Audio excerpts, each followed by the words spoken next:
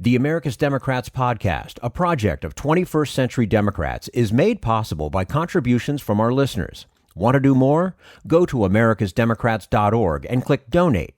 And thank you for allowing us to be your voice. And if you enjoy the show, please share it with your friends on Facebook and Twitter, and leave us a review on your favorite podcast app. This is the America's Democrats podcast, the weekly podcast for stand-up Democrats. I'm your host, Jim Cuddy. This week, Alexandra Minna Stern on the changing face of America's far right. Michael Koncewicz on why Trump's impeachment is a different kind of challenge for Republicans than Nixon's. Plus, Congressman David Cicilline of Rhode Island tells Bill Press why he made the decision to file an article of impeachment against Trump. Had enough of Fox News, the House Freedom Caucus, and Donald Trump? If you want the facts that you won't get from them or from the fake news sites of the alt-right, then stay tuned. Our sponsor, 21st Century Democrats, works hard to get everyday Democrats involved in returning our party to its roots and to success at the ballot box. Sit back and listen, then stand up and fight. And follow 21st Century Democrats on Facebook for all the latest progressive news. We're glad you can join us. Alexandra Minna Stern's research takes her deep into the dark matter of America's far right. She says it's a movement in transition and an ever-growing threat to our democracy. And we say hello to Alexandra Minna Stern, who's a professor of American culture, history, women's studies, and obstetrics and gynecology at the University of Michigan. She's also the author of the prize-winning book Eugenic Nation, Faults and Frontiers of Better Breeding in Modern America. And her most recent book is Proud Boys and the White Ethnostate, How the Alt-Right is Warping the American Imagination. Alexandra Minna Stern, thank you so much for joining us again today on the America's Democrats podcast. Thank you for having me. Always our pleasure to have you with us. And, you know, you wrote your book about the Proud Boys and the White Ethnostate about a year and a half ago, which is when we talked to you last. Could you imagine then that we would see what unfolded at the Capitol on January 6th? Well, I couldn't have imagined it playing out in the precise way in which it played out. However, I could envision this type of violence, insurrection, given that these groups and actors have been calling for a civil war and are really literally gunned up for a civil war. And we've seen increased radicalization of far-right actors and groups in the U.S. and really across the world. But if we focus on the U.S. over the past year and a half since we talked last, and further fueled by everything that unfolded in 2020. Is this the ticking time bomb that just finally blew? Well, I think, it's hard. If a year and a half ago, again, I couldn't have envisioned this as, kind of like the end point or the beginning point of something, depending how we classify it. But I would say that, 2020 brought both COVID, and you saw the protests against the COVID public health measures, which brought together a good number of people with anti-democratic sentiments, and those concerned about their Second Amendment rights and riled up about that, as well as the protests against racism. And the anti-racism protest also brought out white militia groups and various vigilantes. Those groups kind of converged together, and fueled by a certain type of evangelical zeal, conspiracy theories, hardcore misogyny, have come together and amassed together literally and physically and stormed the Capitol last week. I would say that, what happened in 2020 in terms of COVID and the anti-racism protests, the fact that those happened coincided really over the spring and summer, I think really it changed the landscape and in some ways really provided the further ignition, lit the flame, so to speak, for what we're seeing now. Mm-hmm. To what extent did you see the influence of the alt-right in what happened on January 6th? Well, I would say that, when I published that book, I used the term alt-right. I am using the term far-right. The alt-right is still an okay term to use, especially insofar as it helps to explain the rise of these far-right tendencies, particularly on social media and on the internet. So if the alt-right helped to get Trump elected through tweeting and memeing, the far right then stormed the Capitol last week. So I see that, there's been a transformation from 2016 to 2020. And I would say those kind of far right tendencies, they've become more radicalized, more militarized, and even more invigorated. So, no longer is it just an alt-right memer sitting in his mother's basement in pajamas playing, World of Warcraft or other video games half the time and then tweeting Pepe the Frog. Now what we have are groups such as the Oath Keepers, the 3%ers, and so on that were kind of there humming along, but have come together in a way through social media. And there's been so much that has changed in the context of social media, with the president himself now being deplatformed. But that was preceded by many of these alt-right actors being deplatformed, which diffused some of them, but also antagonized and emboldened others. What is your understanding of what was driving these rioters? I mean, is it just this confluence of things that you mentioned prior, or is there some other thing out there that made them do what they did? Well, one of the ways that I look at it is that the hashtag Stop the Steal for them, it's not just about the election.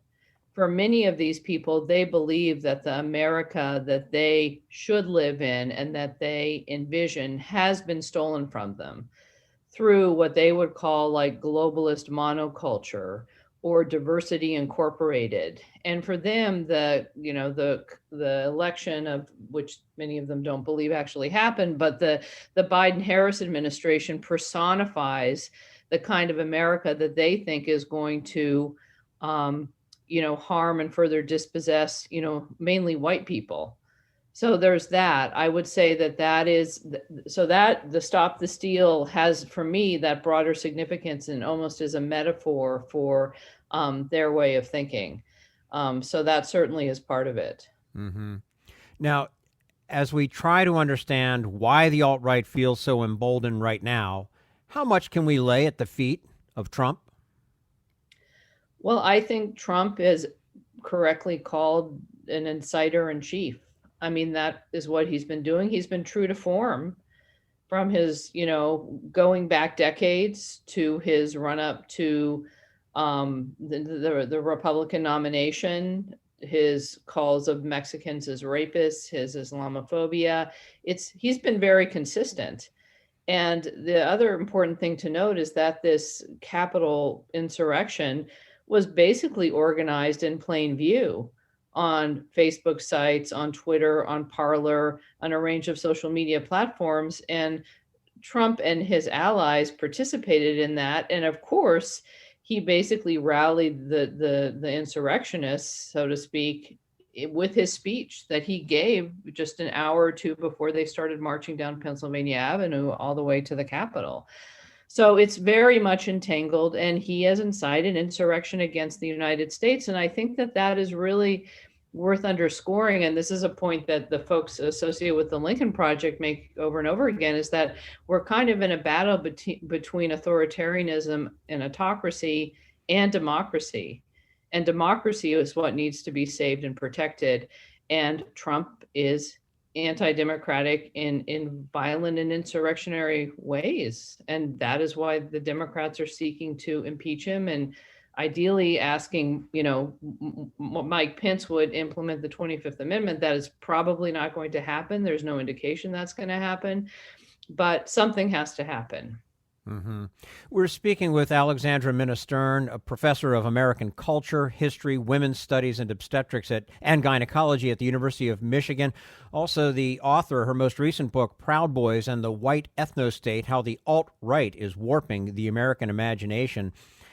Alexandra, with Trump out of the White House and banned from Twitter, what changes are possible? I mean, should we expect the alt-right / far right to recede from our political culture? We should not expect it to recede. I think, as I mentioned before, the installation of the Biden-Harris administration will be seen as proof positive by many of these groups that the time for civil war has come. They're going to spread a lot of misinformation about guns potentially being confiscated, about this globalist monoculture taking over. And I think that these groups will continue, even if they're deplatformed, and it's a kind of whack-a-mole deplatforming. Parler was de-apped, so to speak, on Google and Apple. But now, Gab is still out there. Telegram is still out there. There are other platforms that are emerging that are not regulated or not moderated. And these groups will continue to organize. And I think that as horrifying as it's horrifying to look at what happened in the Capitol last week. In some ways, it was a huge propaganda coup for the far right because it showed that it was possible, that Trump supporters could storm the Capitol, that they could actually, it created a vision of that, almost a cinematic vision of that will, capture and I would say enrapture many of these people. So I think that we're going to see, and the other thing is that this has been, even though for some it feels like this just kind of exploded on their TV screens last week or on their devices, the roots for this have been laid over the past decades and really over the past several years of the Trump presidency. And none of this is going away anytime soon. And, so I'll stop there, but, you get the main drift of what I'm saying, that, yeah, this problem isn't going to go away. And to actually be addressed requires intensive multi-pronged work around de-radicalization and certain types of demilitarization of civil society. Now, people such as yourself who study right-wing extremism often call for more attention to the movement, and I would suspect that in the wake of recent events, it's not unreasonable to think that will happen. Where should we begin to understand the alt-right / far right?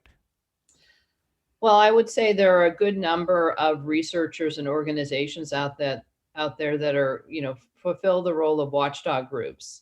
So they're looking out, they're tracking, they're identifying, for example, who was at the Capitol insurrection.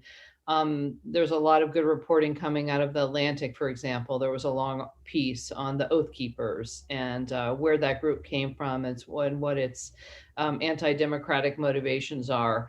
From my perspective, in my book, what I really have tried to do was to understand the ideologies of the alt-right / far right. Where do these ideas come from? How much of this is kind of old wine in new bottles? And how much of this is kind of new to us in the 21st century and in the Trump era? I think that there are many different important angles from which to look at the far right. And one of the points that I always think it's important to underscore is that this movement is motivated by deep-seated misogyny and fears of white male dispossession. It certainly is motivated by racism and xenophobia and should be seen in the context of racial violence. The gender dimension of it is just as important. So for me, that is something, for example, that I will be following because I think it's important that does not drop from the radar. But I suspect we'll see more research, and I think we need good historical work in real time. And that's what I've been seeking to do, as a form of historical witnessing and understanding this in real time, but in a much bigger historical context that reaches back, for example, to the 1930s, to the white power movement of the 1980s and 1990s, and really understand what's going on now as kind of what one author has called a fourth wave of the far right in the US and in Europe. And with that point, I'll just underscore that, this is a global phenomenon, and it's important not to forget that. Does it make sense to try to de-radicalize the members of this far right, or do we focus more on making ourselves immune to its message, maybe even just not ignoring them? You can't just put your head in the sand, but I mean, how do we approach this? I think it takes a multi-pronged approach. There's not one solution for this complex, intractable problem that we now have on our hands. I think de-radicalization can work, particularly if it is spearheaded by those themselves who have de-radicalized and deprogrammed. And there are a few,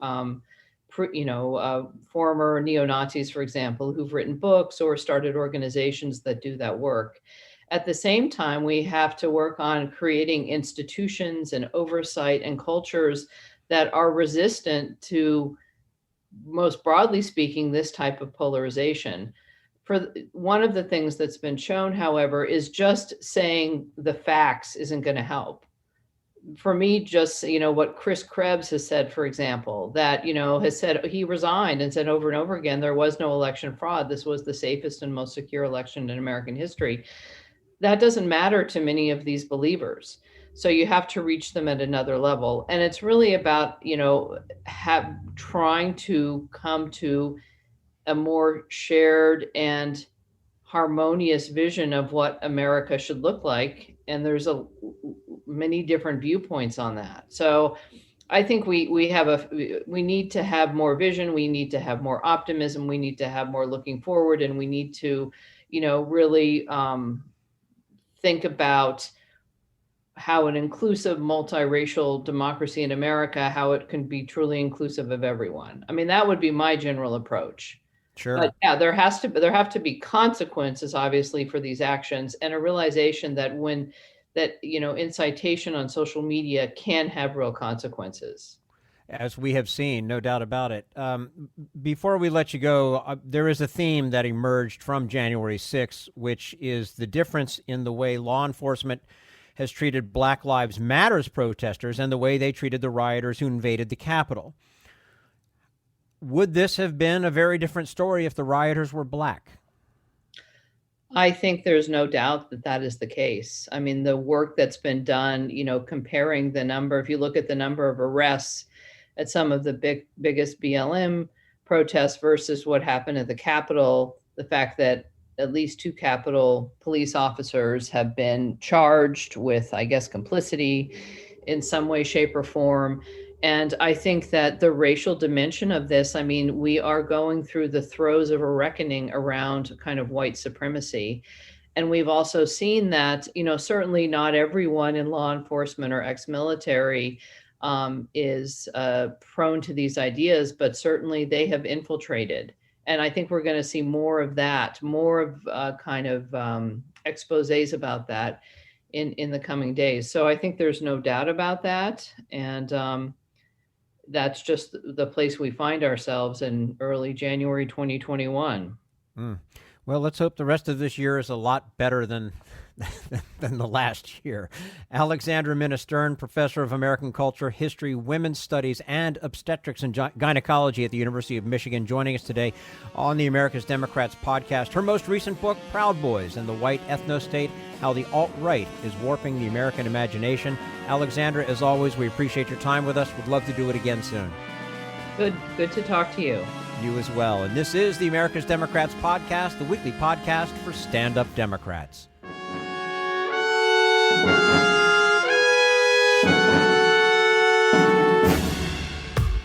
We want you to sit back and listen to this americasdemocrats.org podcast, a project of 21st Century Democrats. But we need you to stand up and fight.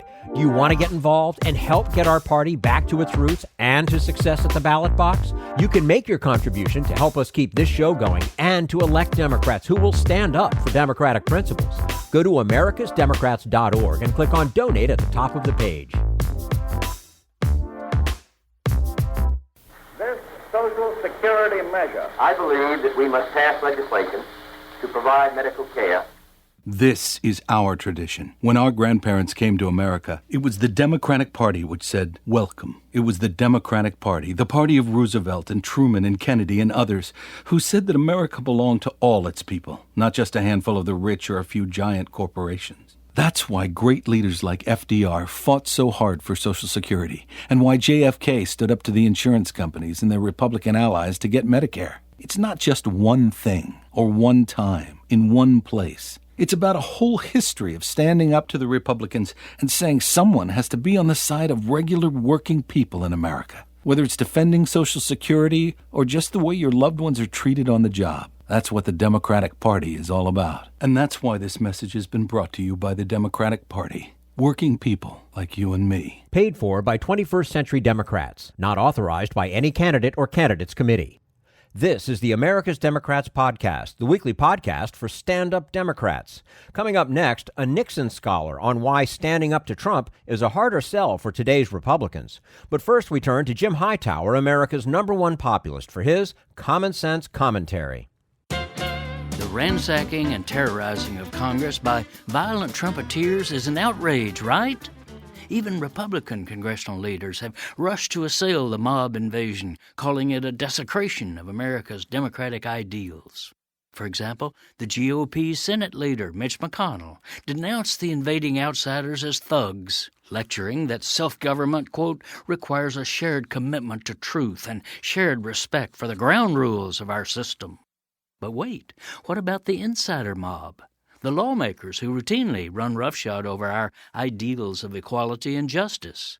So many of the pious members who are now so prissily crying out for decorum and respect for the process openly solicit special interest cash to do favors for the donors, while ignoring the basic needs of workaday people they supposedly represent. Excuse me, Mitch, but for the past 4 years, weren't you Trump's most destructive Machiavellian monkey wrencher in Congress? Yes, you were. Relentlessly stomping on truth and rigging legislative ground rules to ram his plutocratic, autocratic agenda into law. You even stoked his depraved narcissism. For weeks after it was clear that Joe Biden had won the presidency, you cynically fed Trump's fantasy that he had won, helping spread a furious disunity across America. The mob that you deplore for rampaging into your inner sanctum of power and privilege is of your own making. They're your angry political chickens coming home to roost. It's a scream and a disgrace to see not only McConnell but also self-aggrandizing icks like Ted Cruz now posing as righteous statesmen. Cruz unctuously proclaimed, "We must come together and put this anger and division behind us." This is Jim Hightower saying, so let's also shine the light of justice on the mob of insider elites who so selfishly continue desecrating American democracy. If you'd like more of Jim Hightower's real populism, check out the Hightower Lowdown. Jim's monthly newsletter gives you the real lowdown on which corporations, by name, are doing what to the middle class, our environment, and our democracy. Each month, the Hightower Lowdown brings you facts you didn't know, along with actions you can take to fight back. It also comes with a sense of humor. Hightower believes we can fight the gods and still have fun.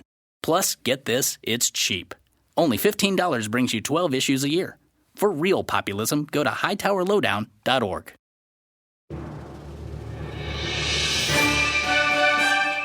This is the America's Democrats podcast, the weekly podcast for stand-up Democrats.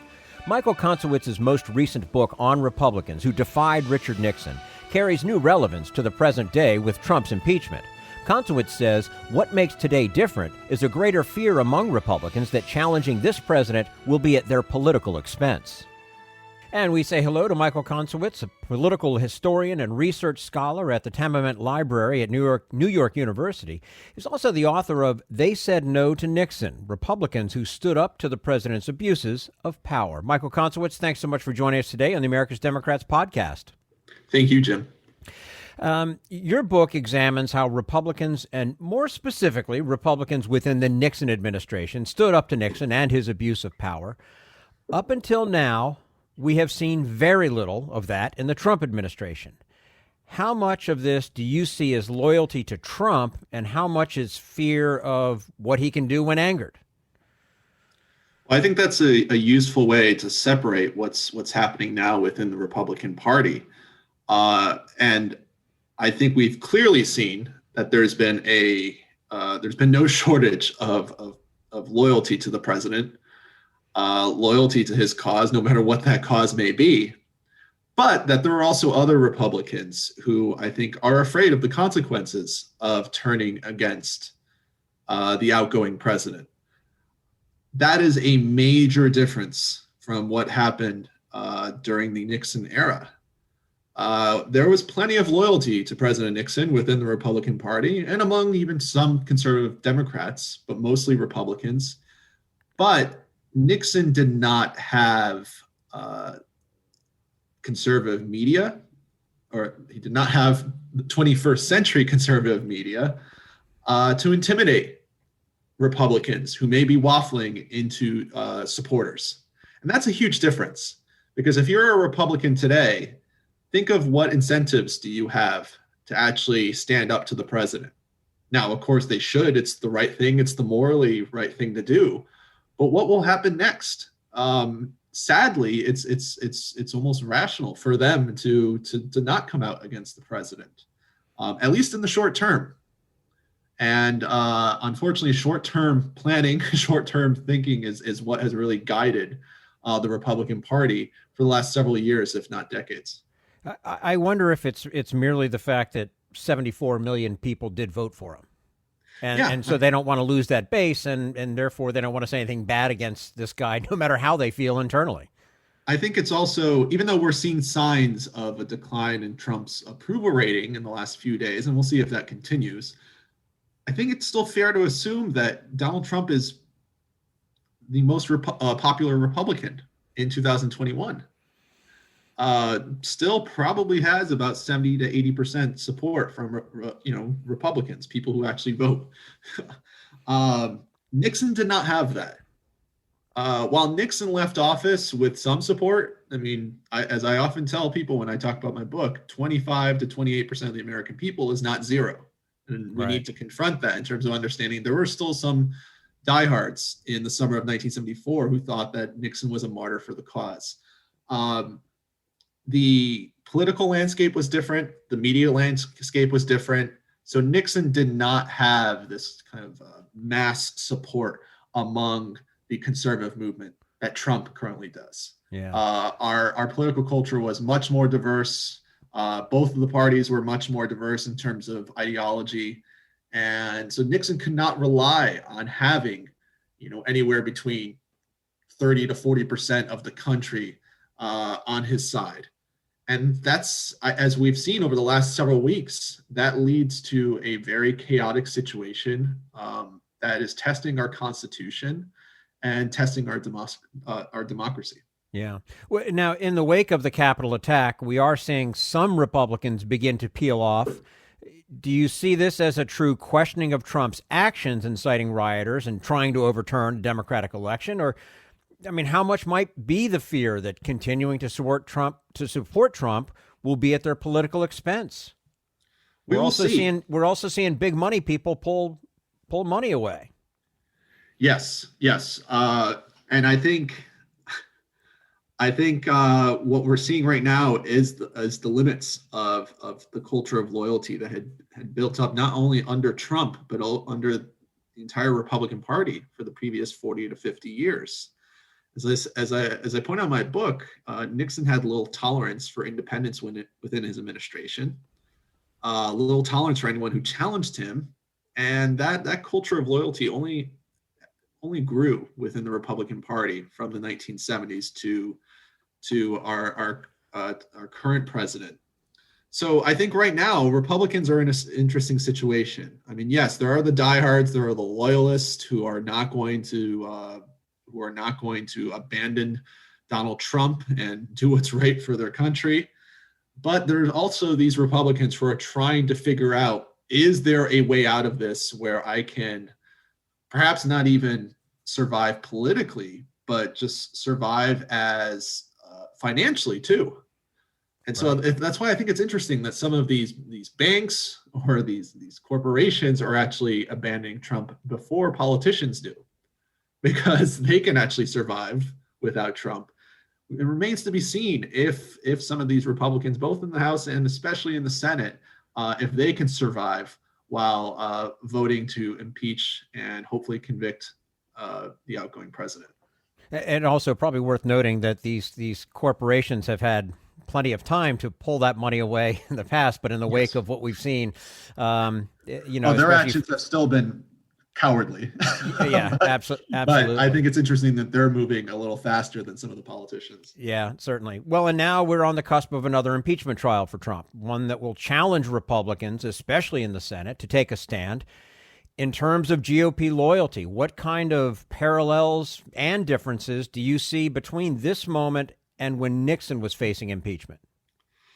Well, I think what's interesting is not only how Democrats are framing impeachment, within their internal discussions, and I'm also interested in terms of how the public will understand this impeachment saga.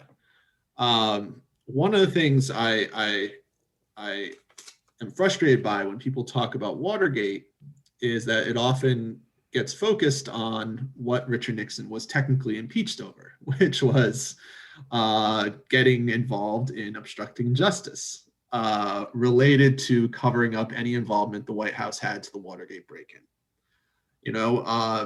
And that was at the forefront of the public's kind of memory of Watergate. And as a result, you often get this kind of sloppy understanding of Watergate, where people often say that it wasn't the crime, it was the cover-up. That's only true if you focus on what Nixon was explicitly, guilty of. What that glosses over is that Nixon was connected to a lot of other abuses of power, some of which I describe in my book, but others related to his attempts to use the IRS to go after his political enemies, to use other parts of the federal government to screw his opponents. If we focus on the story of Nixon's impeachment on just the break-in, then you can get involved in this kind of like tit for tat with Nixon supporters who are still around to this day. And so what I'm hoping for with Trump's impeachment, we'll see if it happens, is that while yes, it will focus on January 6th, which was a very serious day in the history of this country, I hope that the way that Democrats and maybe some Republicans frame it is that this was the culmination of 4 years of clear violations of what a president of the United States is supposed to be. And that's going to be quite a challenge. And it may involve also tarnishing the legacy of the Republican Party.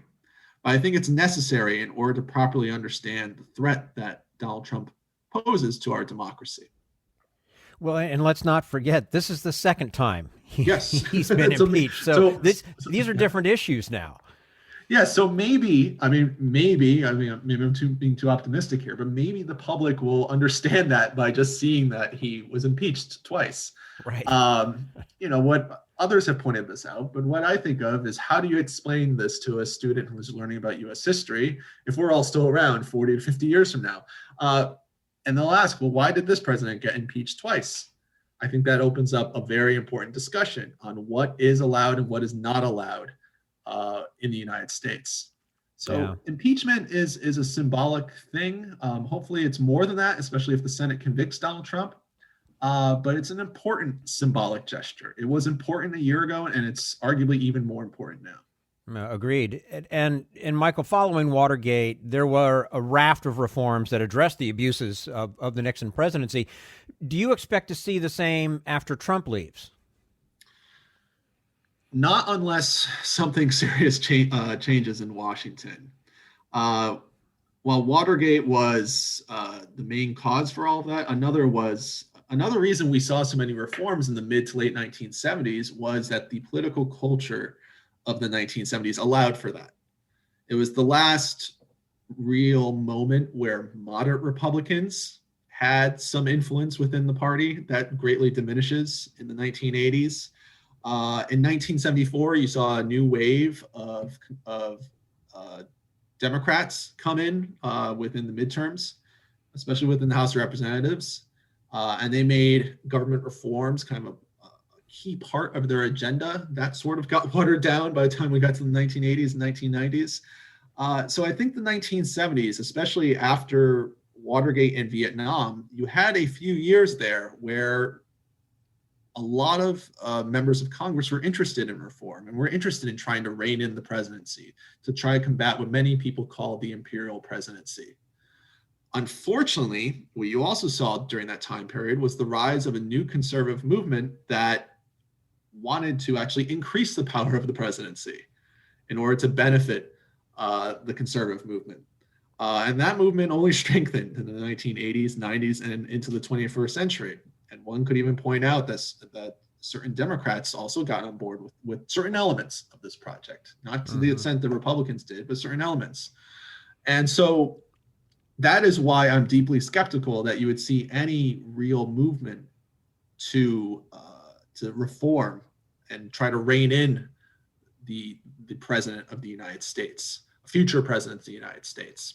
And I think that's why it's important to, as grotesque and as dangerous as Donald Trump is, what his presidency represents is the culmination of issues that we've been wrestling with for decades. And I think it's important to recognize that without diminishing how exceptional Donald Trump truly is. I believe you can and you should do both.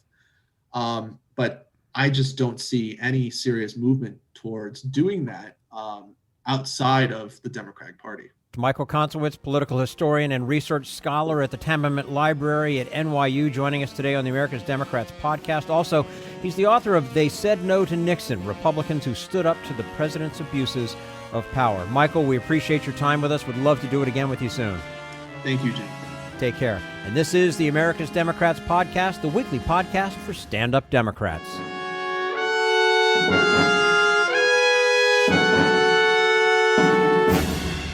We want you to sit back and listen, but we need you to stand up and fight. Help get our party back to its roots and to success at the ballot box.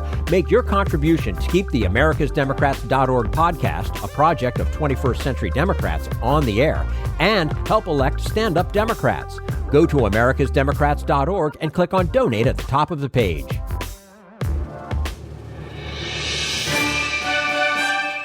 This is the America's Democrats podcast, the weekly podcast for stand-up Democrats. And now Bill Press with Rhode Island Congressman David Cicilline on why it's necessary to impeach Trump even after he leaves office. I filed the article yesterday. It contains a single article entitled Incitement of Insurrection, and it's an impeachable offense. The president incited an insurrection against the government of the United States by propagating a lie that he had actually won the election and that it was stolen from him, and encouraged his supporters to march onto Capitol Hill to show strength, to fight, to not give up, which was, in the violence that ensued, was really an inevitable consequence of the campaign that the president's been engaged in to undermine the election results. And importantly, he encouraged them to go there on this particular day, which was the meeting of the Electoral College. And that's the moment that tens of millions of Americans have their vote formally recognized and we elect our president. And that represents the peaceful transition of power. And their objective was to interfere with that process, to prevent it from happening, and to keep Donald Trump in office. And the article of impeachment sets forth that incitement of the insurrection against the government of the United States as a basis for his impeachment. It's pretty clear also, Congressman, isn't it, that some of these people came intending to do more than disrupt a vote? I mean, they had weapons, they had plastic ties, as if they talked about kidnapping members or even killing members. Yeah, there's no question about it. I mean, this was a violent attack on our Capitol and an attack on the seat of government. It resulted in the death of 5 individuals, injuries to dozens more, particularly members of the Capitol Police, and significant destruction to property of the Capitol. So these were people that were intent on overthrowing the election results and substituting their own judgment with the judgment of the American people. And it's why it's so important that Congress move quickly to hold everyone accountable who was involved in this in any way, from the president on down. Will you have any Republican votes in the House, do you believe? I think we will. I've been in discussion with a number of Republicans and making the case about how important it is that they join us in this effort. I know several have made public statements that suggest they are open to this. So I'm hoping when it comes to the floor for a vote that we will get some Republican support. And, you know, Congressman, we've been through at least one impeachment of Donald Trump, but usually there are hearings multiple hearings in Judiciary Committee, at least to determine the evidence and to make the case. Are you concerned that this will rush forward without any committee hearings? No, there will be an impeachment report that will be filed that will set forth in more detail the circumstances that led up to the filing of this article. I think what makes this different is that members of Congress and, frankly, the entire country were eyewitnesses to these events. We were eyewitnesses to the president's incendiary speeches and his campaign over the last several months to create the false impression that he was robbed of the election and it was stolen from people. And so, all of that is in the public domain. But people, most importantly, saw on Wednesday these events unfold. And so there is not a lot of controversy about what actually happened. There will obviously be an opportunity at the trial for the presentation of documents and witnesses and cross-examination and all the kind of due process rights which normally attach to a trial. That happens in the trial proceeding. The impeachment by the House is more of a charging document that sets forth the basis for concluding that the president committed an impeachable offense, warranting his removal, and will accompany it with a impeachment report that will set forth in more detail both the legal and factual basis for the article. And Congressman, that some Republicans are saying a couple of things about this effort. One is, hey, he's going to be out of office in a week now, so just hold your horses, right? What's the rush? What do you say? Well, look, you cannot have an instance in which the president of the United States incited a violent attack on the Capitol to disrupt the orderly transition of power from one president to another, killing, resulting in the deaths of 5 people, injury to dozens of others, a really violent attack, as you described, with very malicious intentions. And you can't just say, well, this was an effort to actually overthrow the government, an attempted coup where people died and lots of damage was done. But you know what? He's leaving in 10 days, so let's just overlook it. I don't think we have the ability to do that. We have no choice. We took an oath when we were sworn into office just a few weeks ago to support and defend the Constitution and the democracy in which we serve. That requires us to take action to defend it in the face of a president who has incited an insurrection against the government. So I think it's really important to understand that this is our responsibility. No one's happy about it. We wish we were just getting ready to celebrate our new president, Joe Biden. But we have a responsibility to be sure that we are making it clear to people all across the country and all over the world that members of Congress are prepared to do their job when our democracy is attacked the way it was on Wednesday. And the other argument we hear, and I find it somewhat ironic for sure, from Kevin McCarthy, from Jim Jordan and others is, no, we can't do this. This is a time we have to heal, right? We need unity. Yeah, I mean, that's really rich from people who helped the president, who were really accomplices in propagating this falsehood, this lie that Donald Trump actually won and the election was stolen from him. They all facilitated and reinforced that lie that helped convince people to march on the Capitol and storm and attack the Capitol. So, it's sort of rich coming from people who played such a key role in promoting that lie. But, this notion of healing is really important for the country. But history is filled with lots of examples that prove you cannot heal without justice, without accountability, and without truth. And I think accountability is critical in being able to move beyond these horrible 4 years and the conduct of this monstrous president. I mean, these were people who really were Donald Trump's enablers, right, who supported him. And by the way, remember that even after the attack on the Capitol and the violence that ensued, many Republicans in the House and the Senate continued to promote this claim and object to the counting of the Electoral College. I mean, it's just shocking that even those events didn't cause them to realize the danger of supporting this completely made-up myth that the election was stolen, which really was the basis of the inciting the crowd both that morning, but in the last several months as well. And are you concerned at all, Congressman, that going forward with impeachment, and let's say McConnell does not bring the Senate back, they come back on the 19th of January as planned, then President Biden is sworn in on the 20th, and so the first days of the Biden agenda, the Biden administration, will be consumed by a trial in the Senate, thereby interfering with Joe Biden's ability to get off and running. Yeah, look, I think people are very conscious of doing two things, and I've talked to many members of our caucus. People want to be certain that we are moving forward in a way that holds this president accountable and makes it clear that we will do what is necessary to defend our democracy against any attempted insurrection and the kind of violence that ensued on Wednesday.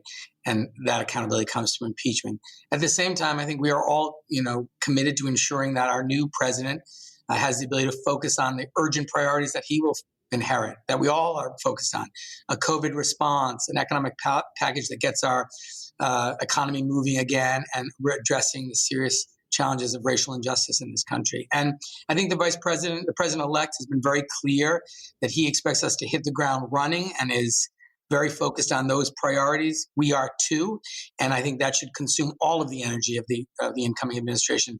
The responsibility for impeachment and trial rests with Congress. This should not be an extended, lengthy process. This is a pretty simple set of facts. They're pretty self-evident, so I don't think it should take enormous period of time. But obviously, the Speaker and the Senate Majority Leader will make a determination as to the appropriate time to conduct the trial and the rules we set by the Senate. But I have no doubt that we can do both things. We can put together a COVID relief package, that we can, address the economic catastrophe that this pandemic has caused. We can respond to the demands for racial justice, and at the same time hold the president and everyone else who is responsible for this violent insurrection accountable.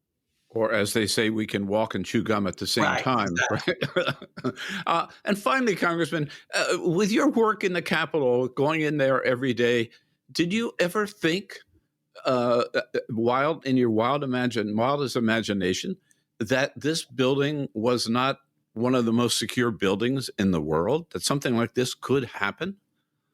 No, I don't think any of us who work in these buildings imagined that what we saw happen on Wednesday could happen in the nation's capital.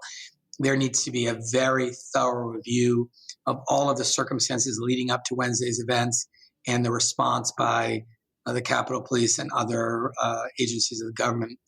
This is a very serious issue, and we need to reassure particularly our staff, people who work here, people who are custodians, part of the cleaning crew, people who work in members' offices. They all have a right to come to work and feel safe. So there's a lot of people who have to answer questions about what happened. And clearly the Capitol Police were unprepared for this, or had not taken the necessary steps to call in reinforcements ahead of time. I think that's right. I mean, we need to understand what they knew, what the preparations were. I mean, so much of this was publicly reported, what the plans were. So it wasn't some secret plan that nobody knew about. The president was encouraging people to come to Washington for this purpose. I think there's a lot of questions about what they did in advance of the meeting of the Electoral College and what preparation did and did not happen. And one item or one issue that has suddenly risen, that this has brought back to the surface, Congressman, is the fact that the mayor of Washington was not able to herself call up the National Guard or take the necessary steps, which has brought back to the surface the call for statehood for Washington, D.C., to give the mayor the authority to protect the citizens of Washington, D.C., and those like yourself who work here. Statehood for Washington, D.C. has been around for a while, that idea. Something you support? Oh, absolutely. I've been a co-sponsor of that bill every year it's been introduced. This is just one of many, many examples of the way that both the residents of the District of Columbia and the government of the District of Columbia are shortchanged as a result of not having statehood, and they deserve it, and hopefully that time is coming.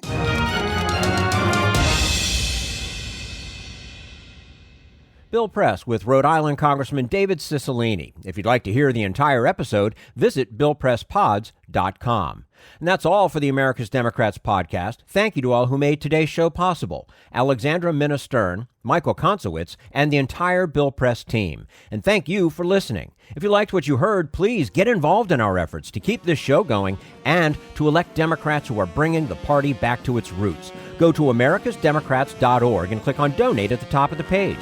And be sure to find 21st Century Democrats on Facebook and Twitter, and leave us a review on your favorite podcast app. For the America's Democrats podcast, I'm your host, Jim Cuddy. We want you to sit back and listen, but we need you to stand up and fight. Join us. Support the AmericasDemocrats.org podcast, a project of 21st Century Democrats, and help elect Democrats who will stand up for democratic principles with your contribution today. Go to AmericasDemocrats.org and click on Donate at the top of the page.